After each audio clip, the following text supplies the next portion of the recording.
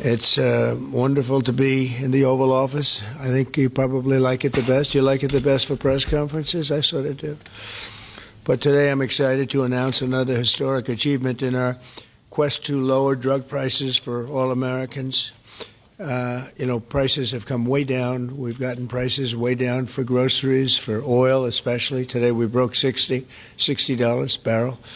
We think the oil is going to be under $2 a gallon very soon. That's about 70% lower than what it was just a year ago. So that's a big thing. And when the oil comes down, everything comes down. It's pretty beautiful to watch. AstraZeneca, the largest pharmaceutical manufacturer in the United Kingdom, is committing to offer Americans major discounts on their vast catalog of prescription drugs, one of the great companies, by the way, and a most favored nation's pricing clause. So most favored nation is you're going to pay whatever the lowest price anywhere in the world is. That's what you're going to be paying. And I had it going very well in my first term, but we were interrupted by a rigged election, so I was unable to carry it forward. We started it, but this was something one of the reasons I wanted to run again was we had to have favored nations where the world is not going to be paying just a tiny fraction of what we were paying. I want to thank CEO Pascal Soriot, a very highly respected, one of the most respected men in business and certainly in the industry, for joining us today, as well as Secretary Howard Lutnick, Secretary Robert F. Kennedy Jr., CMS Administrator Mehmet Oz, FDA Commissioner Marty McCary, and Virginia Governor, a man who's done an incredible job. And good luck with the upcoming election. I know you're working very hard. I watch you. You're right there. He's out there working. He wants to see that young woman win, and the Attorney General, who I endorsed, et cetera, et cetera. Glenn Youngkin. Thank you very much, Glenn. Thank you for being here. For many years, Americans have paid the highest prices anywhere in the world for prescription drugs by far, many times the amount that other countries are paying is ridiculous. Upon taking office, I signed an executive order to make sure that Americans pay no more for prescription medications than the lowest price for the same drug in other locations in developing nations. Today, AstraZeneca is committing to offer all of their prescription medications to Medicaid at most favored nations prices. In other words, the lowest price anywhere in the world, that's what we get. A move that will save American taxpayers hundreds of millions of dollars each year. And I tell the story, Glenn, that in my first term, I had the honor of being the first president in 28 years to lower drug prices during the course of the year. And we actually did. And I was so proud of myself. We called a news conference. I announced it. It was 1/8 of 1%. 1/8 of 1%.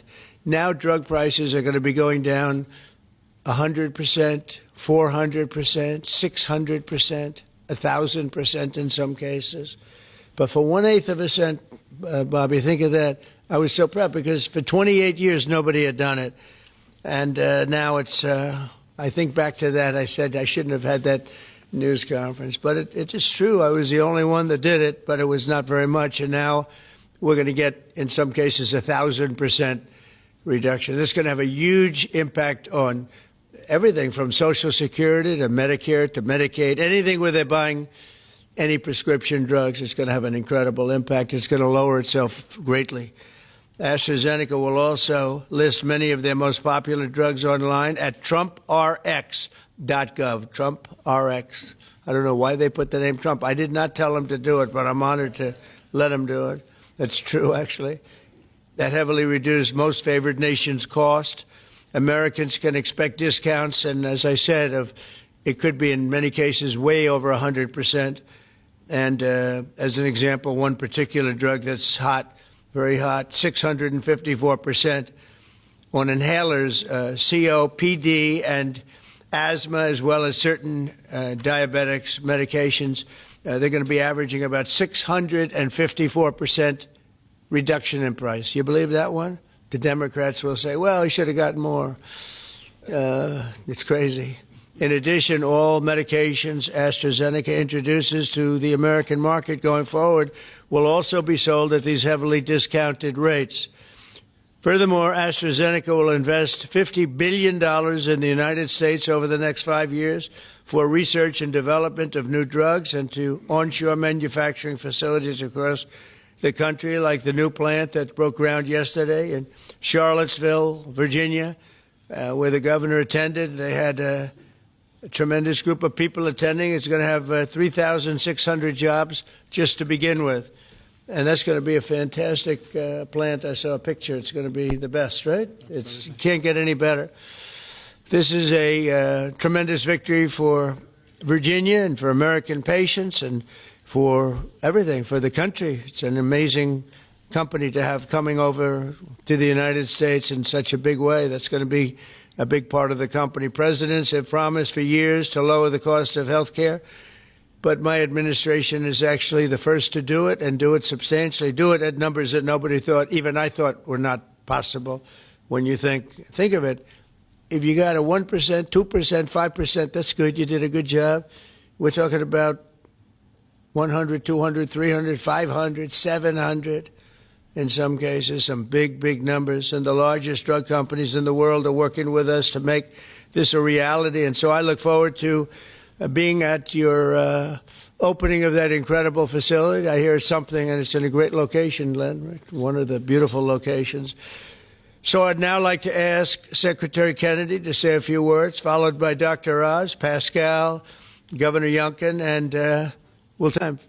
There's not a city in the world, I don't believe, that can claim, you hear so much about different, I won't, embarrass anybody, like by saying Mexico City, or by saying anywhere in Afghanistan.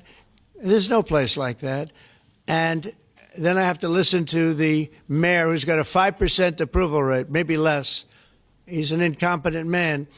And the governor's an incompetent guy. He's a guy that was thrown out of his family business like a dog. And I know his family very well. And now he's a governor. And when I watch him trying to say that it's okay, we have crime under control, I lost 4,000 people over a very short period of time. I believe it's like 6,000, 7,000 people were shot, but didn't die. But 4,000 people died.